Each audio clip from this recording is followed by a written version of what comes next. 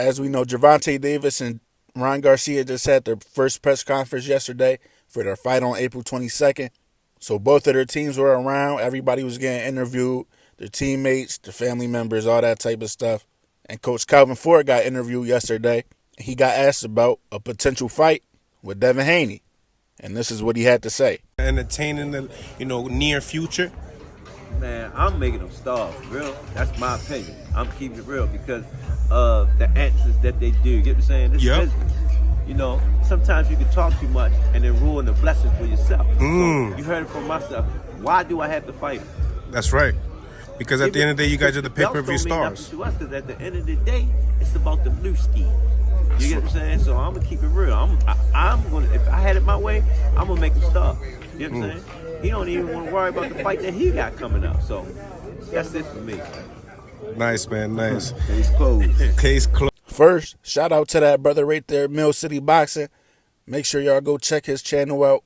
He does excellent interviews with all the top guys, all the top trainers. He do a really good job. Make sure y'all go check him out. But as far as what Coach Calvin said, me personally, I love it. I love it.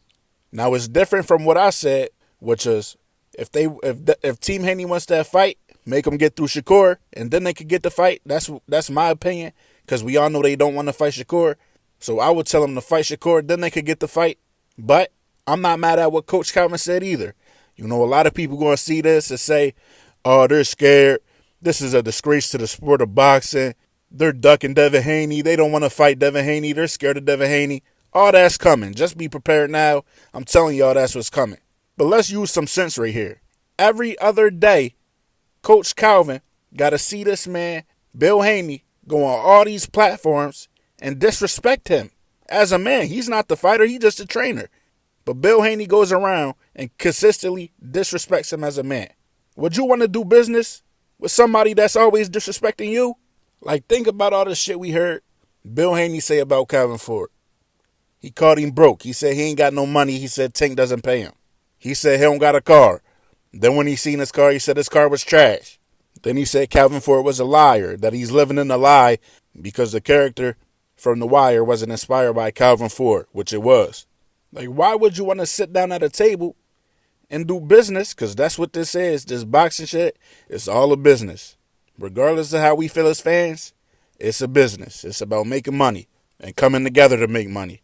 But why would you want to come together and sit down with somebody who constantly disrespects you in the public?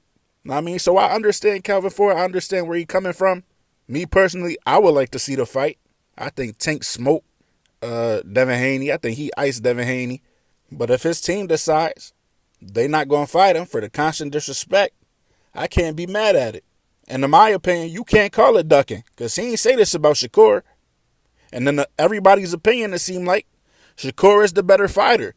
So he can't be willing to fight Shakur but be ducking Devin Haney just because Devin Haney y'all favorite.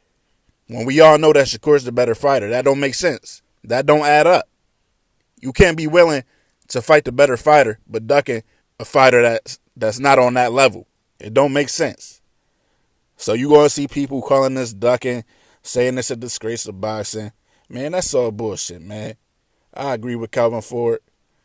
I mean, you want to keep talking about me, fuck you, pussy star. But there's still a chance we could see it. Because at the end of the day, it's all on Tank, what he want to do. Like Coach Calvin said, that was just his opinion, what he would do if he had his way. But we all know it's all up to Tank. It ain't up to nobody else but Tank. So we don't know. Maybe we'll see. In my opinion, like I said earlier, if they really want that fight, they would stop ducking Shakur and fight Shakur. Tank is fighting Ryan. Why ain't we getting Devin and Shakur on the other side? And then put the winners against each other. Like, that just makes too much sense to me. But for whatever reason, Team Haney has not been willing to fight Shakur. They both got corny fights coming up. Devin fighting 35-year-old Lomachenko. And I've been having Devin, Shakur, Tank, Teofimo, maybe even Ryan. I've been had them since they were young beating Lomachenko. But now with Lomachenko being 35, I definitely got them all beating Lomachenko. Teofimo already did it. And I got Devin washing Lomachenko. Lomachenko ain't going to win more than 3 rounds in my opinion. That's just what I think. And then Shakur fighting an extra from Rush Hour just to get his feet wet.